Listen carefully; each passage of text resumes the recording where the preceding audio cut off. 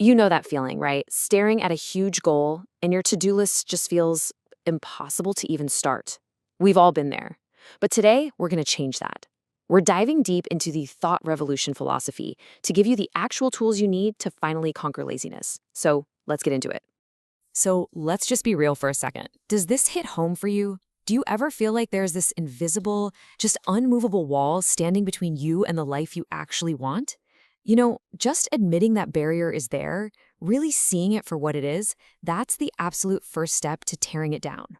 And this philosophy, wow, it does not pull any punches.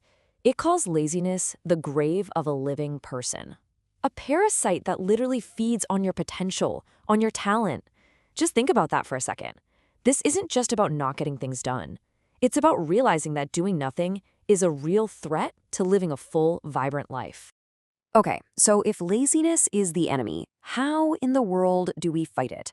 Well, the answer comes down to these two core ideas, and they're called Diamond Sutras. The first one is so simple, but it's incredibly powerful. Work is life. And listen, this isn't just about your job. It's about the idea that meaningful action is the very essence of being alive. This quote from Yug Rishi just cuts right to the chase, doesn't it? It's all about completely flipping how we think about effort. Laziness isn't some cozy friend. It's the enemy holding you back. And hard work? That's not a punishment you have to endure. No way. It's your greatest ally, your secret weapon to get where you want to go. And this choice really paints a clear picture of the two paths we can all take. On one side, you've got the person who just waits around, hoping that luck will magically strike. But on the other side, you've got the person who picks up the tools and starts carving out their own destiny. The question is pretty simple then. Which one are you going to be? So how do we actually walk that path? Well, it breaks down into three key actions. First, and seriously, this is non-negotiable, you have to stop procrastinating. Today's work can't get done tomorrow, period.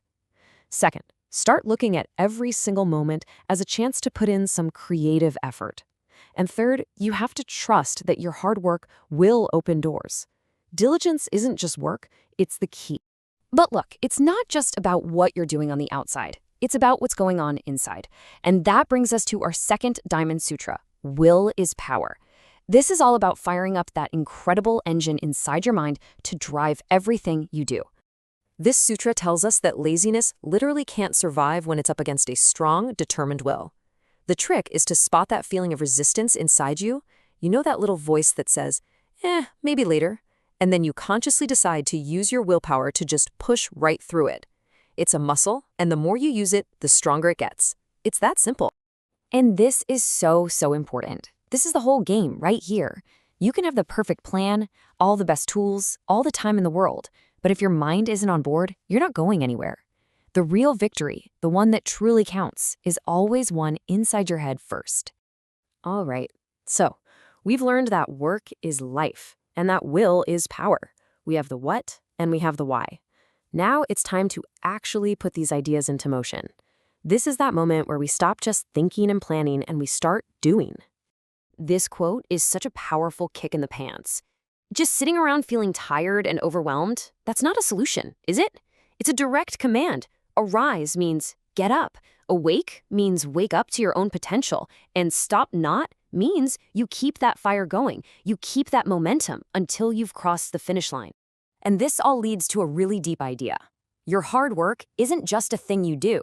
It actually becomes a part of who you are. The effort you put in, the challenges you push through, that's how you show the world and, more importantly, how you show yourself what you're really made of. And, it's always good to know where these powerful ideas come from. This whole philosophy of ditching laziness and embracing your potential is drawn from the incredible wisdom of Pundit Sri Ram Sharma Acharya-ji, whose thoughts have been inspiring people for generations. So, here we are. We've laid out the two paths, the path of waiting and the path of creating. We've talked about the tools you need to fight back against that wall of inaction. So now, the choice is completely yours.